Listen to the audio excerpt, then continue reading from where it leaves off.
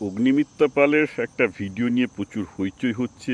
আমরা ভিডিওতে দেখছি যে ফুটপাতে এক ভদ্রমহিলা দুধ গরম করছিলেন, অর্থাৎ ফুটপাতে সংসার বসিয়েছেন। অগ্নিমিত্রা পাল তার প্রতি রাগে অগ্নিশর্মা হয়ে তাকে জিজ্ঞাসা করছে কি আপনাকে ফুটপাতে এই দুধ গরম করার অধিকার দিয়েছে। ইটস তো ভেরি ডেঞ্জারাস থিং, কারণ ফুটপাত তো ওইভাবে এত লোকজন, এবং আমি আগেও এই ব্যাপার নিয়ে তো আমি প্রথম ভিডিও করছি না, আমি অসংখ্য ভিডিও করেছি। আমি বলেছি যে ফুটপাত হাঁটার জায়গা, ওই জায়গাটা যদি লোকে একটা ডেঞ্জারাসভাবে ওইভাবে দোকান বসিয়ে দেয়, রান্না মানে সংসার বসিয়ে দেয়, এভাবে চললে তো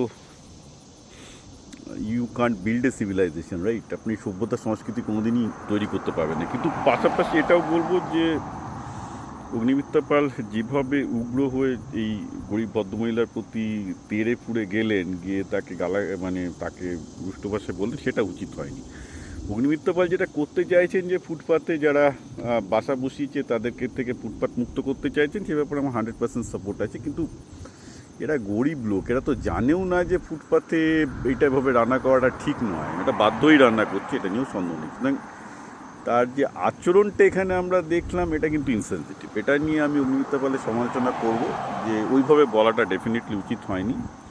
এইটুকু তার বোঝা উচিত ছিল, ভদ্রমহিলা একজন গরিব ভদ্রমহিলা, তিনি ইচ্ছা করে ওখানে ফুটপাতে বসেননি, তার সেই শিক্ষাটাই নেই যে ফুটপাতে এটা করা উচিত না। এবং প্রশ্ন হচ্ছে, তার থেকেও বড় কথা, ফুটপাতে না করলে তিনি দুধটা গরম করবেন কোথায়? এদের তো সব বাড়ির মধ্যে একটা করে ঘর থাকে, সেই ঘরের মধ্যে এটা করার উপায় নেই। কারণ রান্না করতে গেলে যে ধোঁয়া উনুন যাবে, একটা ঘরের মধ্যে তো সেই ধোঁয়া রাখতে পারেন না, না? ধোঁয়াটাকে কোথাও বার করতে হবে। তো সেইটুকু একটা যে ফাঁকা জায়গা লাগে যেখানে তিনি উনুন দিয়ে ধোঁয়াটাকে বার করতে পারবেন, সেটাও তার নেই অ্যাকচুয়ালি। অধিকাংশ ভারতীয়রই যারা কলকাতার দিকে বস্তিতে থাকে তাদের থাকে না, এটাও তো একটা ঘটনা। তো এখন ব্যাপারটা হচ্ছে যে দারিদ্র জাস্টিফিকেশন নয়, আবার এবং ইনসেনসিটিভ হওয়াটাও জাস্টিফিকেশন নয়।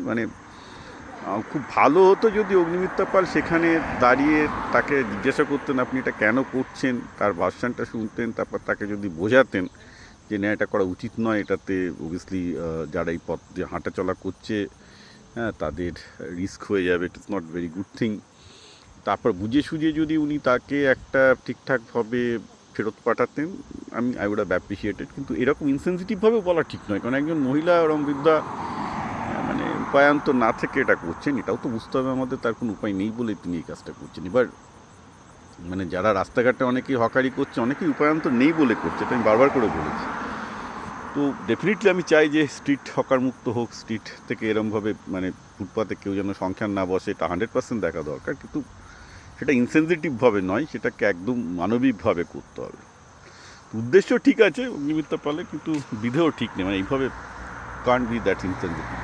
কারণ সবার ওপর মানুষ সত্য, তাহার ওপর নেই। মানুষকে বাদ দিয়ে কোনো উদ্দেশ্যই সফল হয় না। এটা কমিউনিস্টরাও শিখেছে, ক্যাপিটালিস্টরাও শিখেছে, হয়তো বিজেপিও একদিন হারার মাধ্যমে শিখবে। মানুষকে বাদ দিয়ে মানুষের প্রতি ইনসেনসিটিভ হয়ে আপনি কিছু করতে পারবেন। এই ভুলটা কমিউনিস্টরাও করেছে, আমি আবার বলছি, বিজেপিও করছে, কংগ্রেসও একসময় করেছে, সম্ভব না।